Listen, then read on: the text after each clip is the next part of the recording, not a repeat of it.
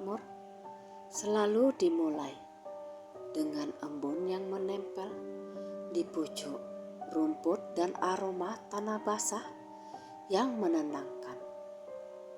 Namun, tidak demikian halnya dengan sebidang tanah yang terletak di bagian utara desa. Tanah itu begitu tandus, kering, dan tak seorang pun pernah berhasil menanam apapun di sana. Warga menyebutnya sebagai tanah terkutuk karena berkali-kali dicoba untuk digarap. Semua tanaman mati hanya dalam hitungan hari. Namun, seorang pria tua berusia 75 tahun bernama Mbah Arto memiliki pandangan berbeda. Baginya, tidak ada tanah yang benar-benar tak bisa diolah selama manusia mau berusaha dan bersyukur kepada Tuhan. Rambutnya sudah memutih seluruhnya. Kulitnya dipenuhi keriput. Namun semangatnya masih kokoh seperti seorang pemuda. Setelah sholat subuh, seperti biasa, ia memanggul cangkul dan membawa bibit tanaman hasil pemberian dari tetangga.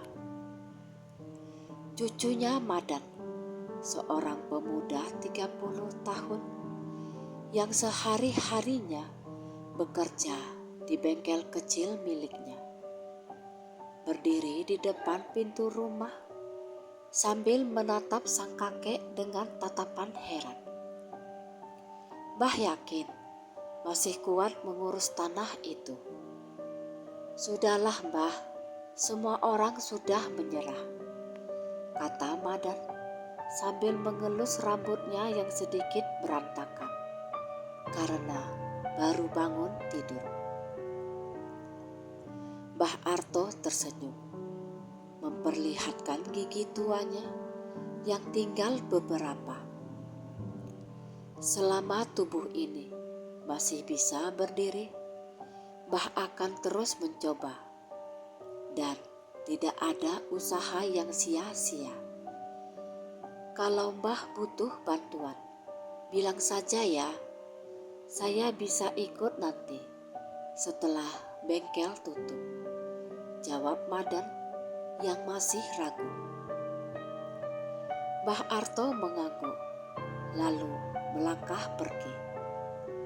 Batuk kecil terdengar beberapa kali akibat udara pagi yang dingin. Namun langkahnya tetap tegap menuju tanah tandus itu. Tanah itu terletak di balik rumput bambu besar, jauh dari pemukiman. Begitu tiba, Mbah Arto mengusap peluh yang muncul di dahi. Meski sinar matahari belum terlalu terik, ia memandangi lahan itu sambil mengatur nafas. Aku tahu kamu bisa seperti dulu lagi, gumamnya perlahan. Dulu, menurut cerita orang-orang tua desa, tanah ini pernah menjadi ladang hijau yang subur. Namun tiba-tiba, sekitar 20 tahun lalu, segalanya mengering tanpa sebab. Sejak itu, tanah ini dibiarkan begitu saja. Mbah Arto mulai mencangkul. 1, 2, 3 kali ayunan cangkul membuat punggungnya terasa pegal. Namun ia tak berhenti.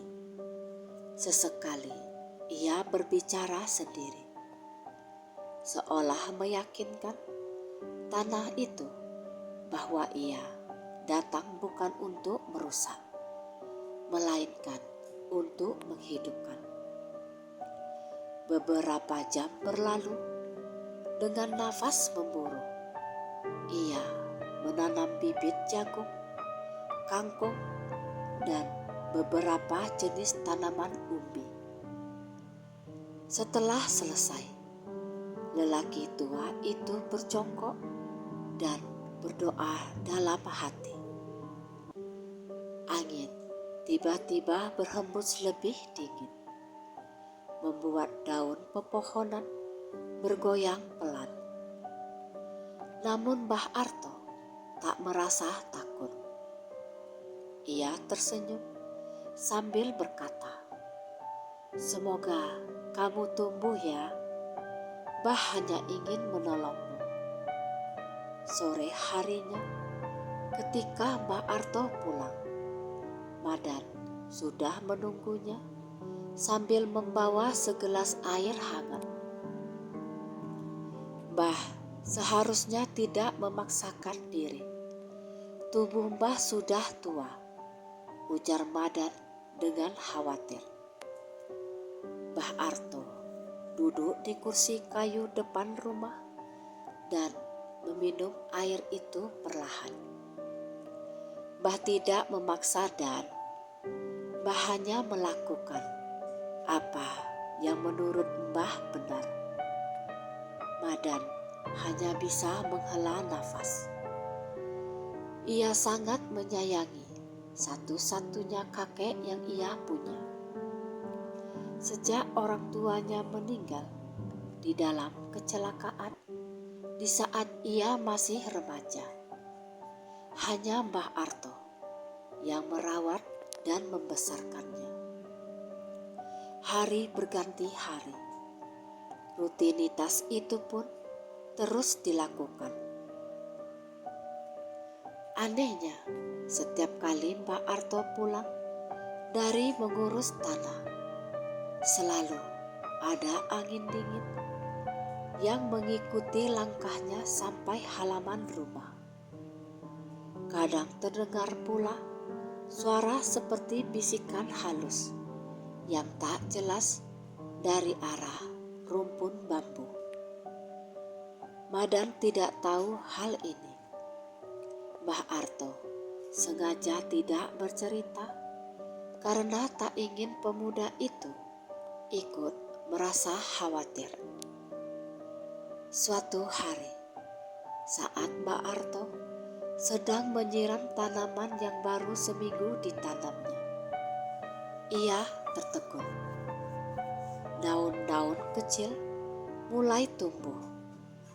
Warna hijaunya segar, berbeda dengan tumbuhan yang biasanya ia tanam di tanah lain. "Alhamdulillah," ucapnya lirih dengan mata berkaca-kaca. Namun, bukan hanya itu.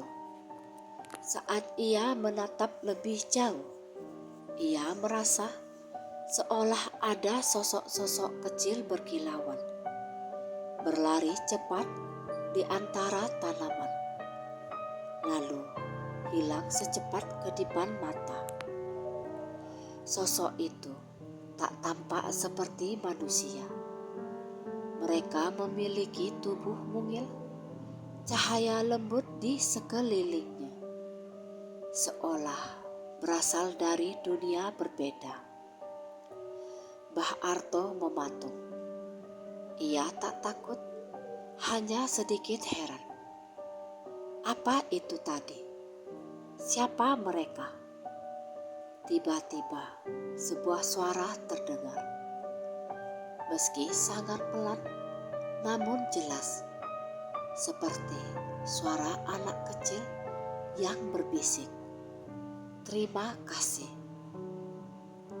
Mbah Arto memutar badan, mencoba mencari sumber suara. Namun tak ada siapapun. "Siapa kamu?" tanyanya sambil menatap sekitar. Tidak ada jawaban apapun. hanya angin yang berhembus pelan. Namun kali ini angin itu membawa aroma bunga yang sangat wangi. Aroma yang asing di tempat tandus seperti itu. Mbah Arto menatap kembali tanaman-tanaman kecil itu dan tersenyum. Hatinya terasa hangat. Ia tidak tahu siapa yang berterima kasih padanya. Tapi ia merasakan bahwa itu adalah pertanda baik. Tanah itu mulai hidup kembali. Tanpa ia sadari, sejak hari itu hidupnya akan berubah. Begitu pula dengan kehidupan Madan, cucu yang ia sayangi sepenuh hati. Sebab tanah yang kini hijau itu ternyata bukan tanah biasa. Dan mereka yang menjaganya ternyata bukan manusia. Dalam 2 minggu, perubahan yang terjadi pada tanah itu seolah menjadi keajaiban di desa. Tanaman-tanaman yang bahkan belum sempat tumbuh subur di tempat lain, di tanah tandus itu, tumbuh dengan cepat. Daun jagung telah mencapai lutut, umbi-umbian memperlihatkan tunas sehat, dan beberapa tanaman sayur tampak seolah tumbuh di tanah yang penuh nutrisi. Mbah Arto semakin semangat datang setiap hari. Ia merawat tanaman itu tanpa pamrih, hanya berharap tanah tandus itu bisa kembali menjadi sumber kehidupan. Namun, setiap kali berada di sana, ia merasakan ada banyak mata yang memperhatikan dirinya.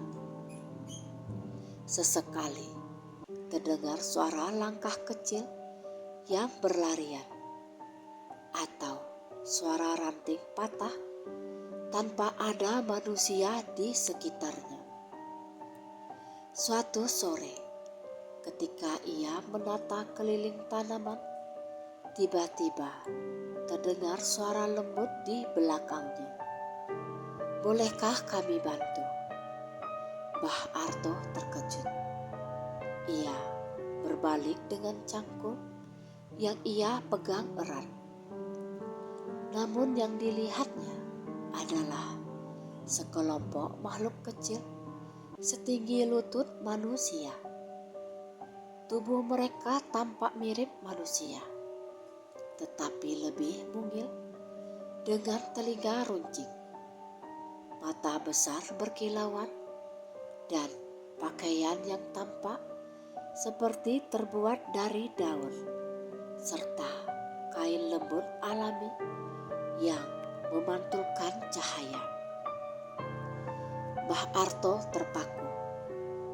Ia pernah mendengar dongeng tentang kaum dari dunia lain, namun tidak menyangka akan melihatnya secara langsung.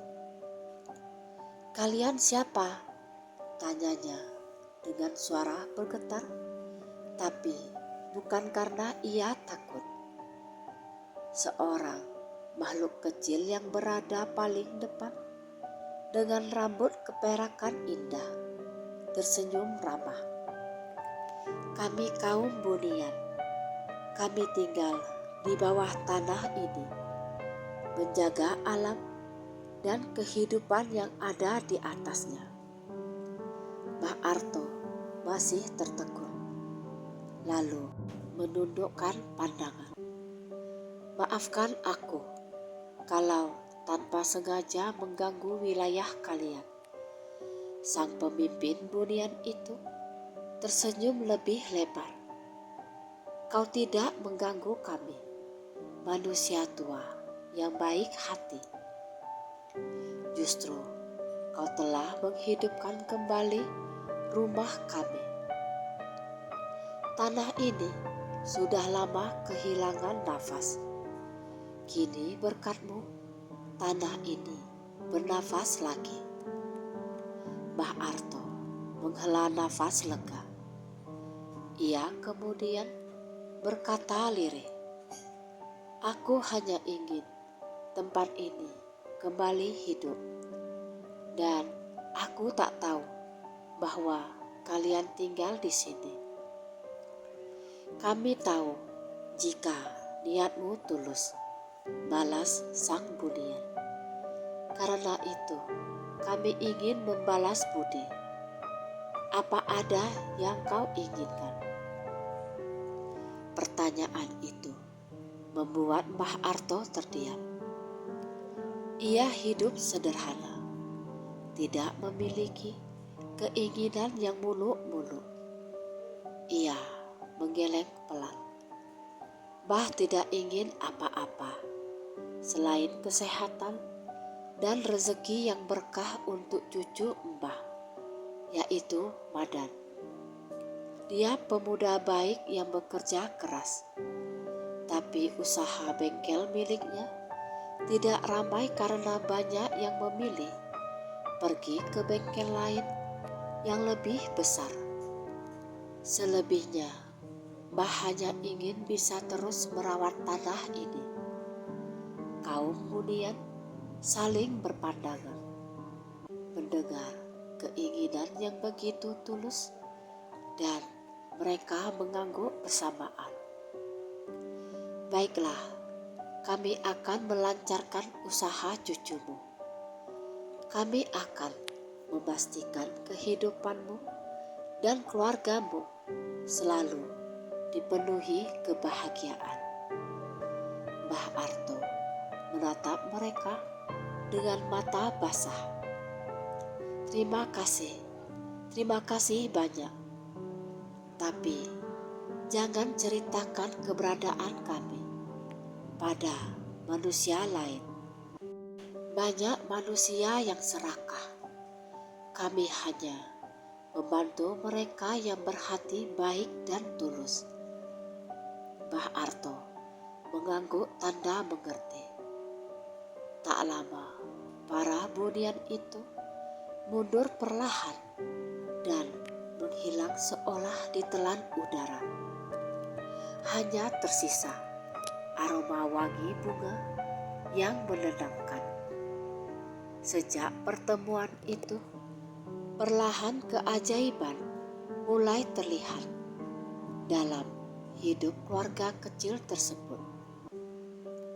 Usaha bengkel Madan yang biasanya hanya didatangi 2 atau 3 orang sehari, mendadak menjadi ramai. Pengendara dari luar desa pun mulai datang dengan alasan bengkel itu memiliki pelayanan yang jujur dan hasil kerja yang memuaskan. "Cucu Mbah makin laris ya," komentar seorang tetangga sambil menyodorkan motor untuk diperbaiki. Madan tersenyum heran. "Ya, alhamdulillah.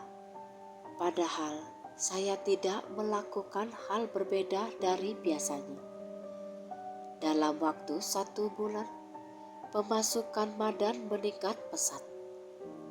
Ia bisa memperbaiki atap rumah yang bocor, membeli peralatan baru, bahkan menabung untuk masa depan.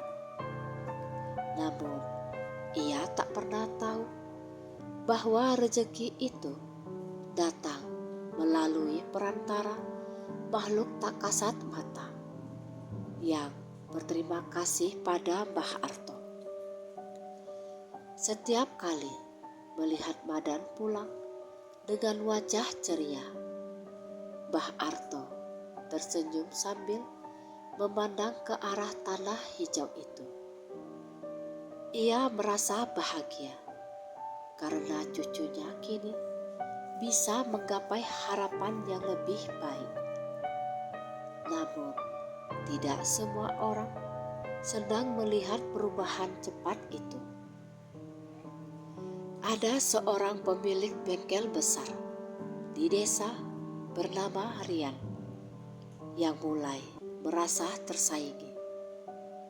Ia tak percaya bahwa usaha kecil seperti milik Madan bisa tiba-tiba berkembang pesat tanpa alasan.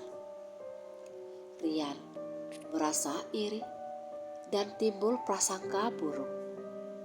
Pasti ada sesuatu yang tak beres, gumamnya suatu sore dengan pandangan sinis ke arah bengkel Madan.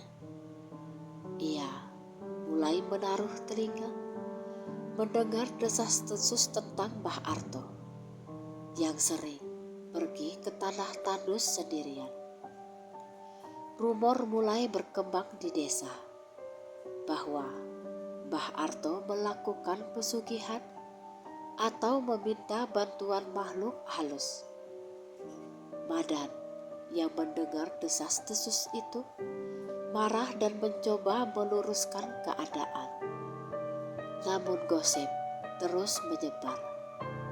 Semakin banyak orang yang memasang prasangka terhadap warga mereka. Mbah Arto hanya tersenyum bijak setiap kali Madan mengeluh. Biarkan saja orang berkata apa, dan kebenaran akan terlihat pada akhirnya. Namun di dalam hati, Mbah Arto tahu bahwa jika gosip itu semakin besar, bisa membahayakan kaum Bunian yang selama ini melindunginya. Ia tidak boleh membiarkan hal itu terjadi. Kaum Bunian sudah begitu baik padanya. Kini dialah yang harus melindungi mereka. Sebab jika manusia serakah mulai mencari tahu dan berusaha menguasai keajaiban tanah itu, segalanya bisa hancur dalam sekejap. Malam terasa lebih gelap dari biasanya ketika Mbah Arto kembali dari tanah yang kini subur itu. Angin berhembus pelan, namun ada sesuatu yang ganjil. Suara-suara kecil kaum Bunian yang biasanya terdengar, kini tak ada sama sekali. Sunyi, seolah tanah itu sedang menahan nafas. Mbah Arto berhenti melangkah. Ia menatap pepohonan yang bergoyang pelan. Ada apa ini? Namun ia tetap pulang dengan hati diliputi rasa cemas. Sesampainya di rumah, Madan sedang duduk di depan TV. Tampak lelah namun bahagia. Bengkel ramai lagi hari ini? Tanya Mbah Arto sambil duduk. Madan mengangguk cepat. Alhamdulillah Mbah, saya sudah bisa mempekerjakan 2 karyawan. Orang-orang semakin percaya sama bengkel kita. Mbah Arto ikut tersenyum. Namun kebahagiaan itu tak bertahan lama ketika terdengar ketukan keras di pintu. Madan membuka pintu dan muncullah Rian, pemilik bengkel saingan yang selama ini merasa iri. Wajahnya masam, penuh kecurigaan. Aku mau bicara, katanya tanpa basa-basi. Aku ingin tahu kenapa bengkelmu tiba-tiba laris. Kau pakai cara apa? Pesugihan? Santet? Atau jangan-jangan sihir? Madan terbelalak kaget. Apa maksudmu bicara seperti itu? Rian melirik ke arah Mbah Arto yang duduk sambil menatap dengan ketenangan seorang tua. Aku dengar kakekmu ini sering ke tanah angker di ujung desa. Sudah pasti ada yang tak beres. Mbah hanya menanam tanaman, tidak lebih, jawab Madan mulai emosi. Rian tergelak sinis. Jangan bohong, aku sudah lihat tanah itu. Tiba-tiba jadi subur setelah bertahun-tahun tandus. Tak mungkin tanpa bantuan makhluk halus. Kata-kata itu membuat Mbah Arto berdiri pelan, menatap Rian dengan bijak namun tajam. Anak muda, jika kau memang tidak tahu apa-apa, jangan menuduh tanpa bukti. Bukti? Aku akan cari buktinya, balas Rian dengan suara menantang. Setelah mengucapkan itu, ia pergi dengan langkah lebar penuh kemarahan. Madan mengepalkan tangan. Kurang ajar. Dia benar-benar keterlaluan. Mbah Arto menepuk bahu cucunya pelan. Tenanglah, jangan balas keburukan dengan keburukan juga. Namun dalam hati, ia merasa gelisah. Rasa cemasnya itu menjadi nyata. Tengah malam, Rian diam-diam menyelinap ke tanah yang dijaga kaum Budian. Ia membawa sekop dan senter. Cahaya bulan yang redup membuat tanah itu tampak misterius dan asing. Aku yakin ini tanah mistis, gumam Rian sambil menyorotkan senter ke tanaman yang tumbuh subur. Ia menyentuh daunnya dengan kasar. Kalau aku ambil sebagian dan tanam di bank, belum sempat ia menyelesaikan kata-katanya. Tiba-tiba tanah di bawahnya bergetar pelan. Senter di tangannya berkedip lalu mati. Rian panik. Apa-apaan ini? Dari balik rerimbunan tanaman muncullah cahaya kehijauan. Para Budian keluar pelan-pelan. Mereka mengelilingi Rian. Mata mereka yang awalnya lembut kini tampak tajam dan penuh kewaspadaan. Rian berjalan mundur dengan wajah pucat. Kalian, makhluk apa kalian? Pemimpin kaum Budian muncul paling depan. Suaranya terdengar dingin. Kami penjaga tanah ini dan kau sudah mengusik keseimbangan. Rian berteriak. Jangan mendekat. Aku tidak melakukan apa-apa. Kau datang dengan niat yang jahat, tegur salah satu Budian. Manusia seperti kaulah yang harus kami waspadai. Tiba-tiba akar-akar tanaman merayap keluar dari tanah, mengikat pergelangan kaki Rian hingga ia terjatuh. Ia menjerit kesakitan dan ketakutan.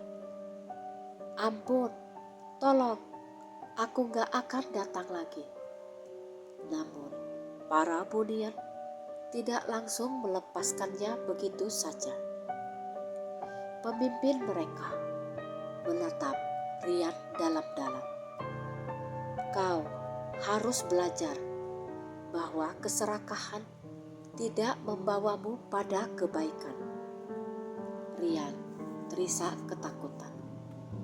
Dadanya naik turun dengan cepat. Akar tanaman semakin kuat mencengkram. Ia merasa seolah bumi ingin menelannya.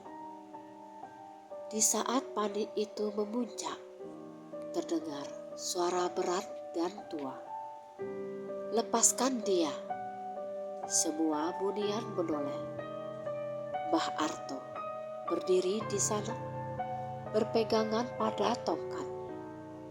Wajahnya serius, namun wajah itu tetap memancarkan kebijaksanaan. "Kakek itu lagi," gumam salah satu bunian. Pemimpin bunian melangkah mendekat. "Dia datang ke sini dengan niat yang jahat.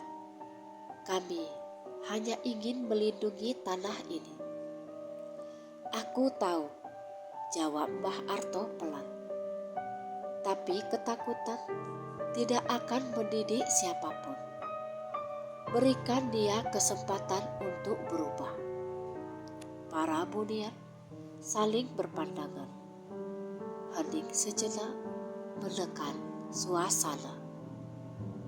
Akhirnya pemimpin bunian berkata, "Baiklah, kami percaya padamu." Akar-akar itu pun melonggar dan melepaskan Rian.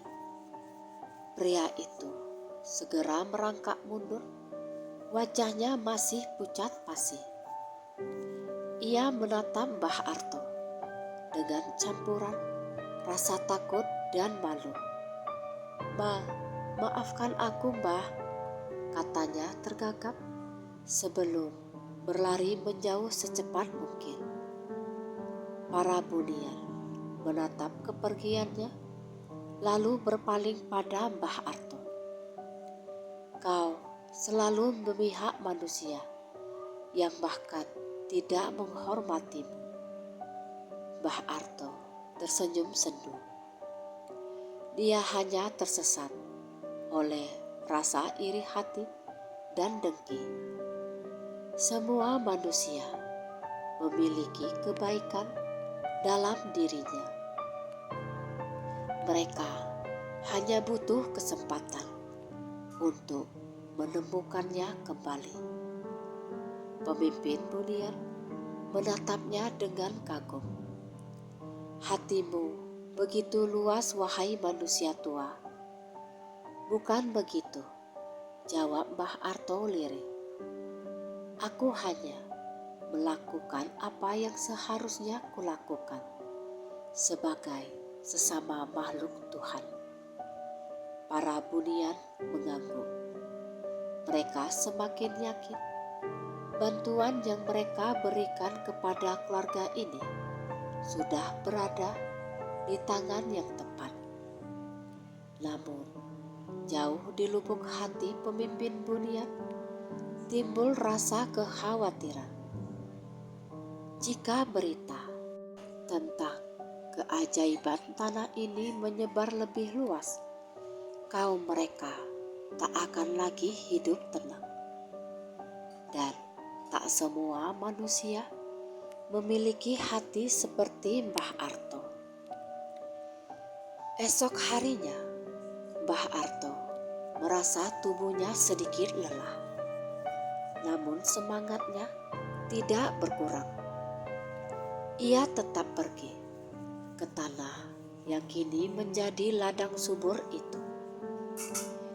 Ia khawatir atas kejadian tadi malam. Apakah Rian akan kembali? Apakah ia akan membocorkan semua yang telah ia lihat?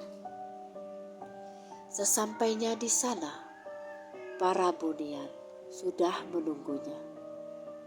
Mereka tampak resah, seolah kejadian semalam masih menyisakan kegelisahan. Pemimpin bunian mendekat. "Terima kasih karena telah menyelamatkan kami dari kesalahpahaman yang lebih besar. Mbah Arto mengangguk. Aku hanya melakukan yang benar. Aku yakin Rian akan berubah. Kami juga berharap begitu, sahut sang pemimpin. Mbah Arto mengelus pucuk tanaman yang telah tumbuh subur. Jika suatu saat aku tidak bisa lagi datang ke sini, tolong jaga Madan dan keluarga kami. Pemimpin kemudian memandang wajah tua itu yang begitu tulus. Kau bukan hanya menolong tanah ini, kau telah menolong kami mengenal arti kebaikan manusia.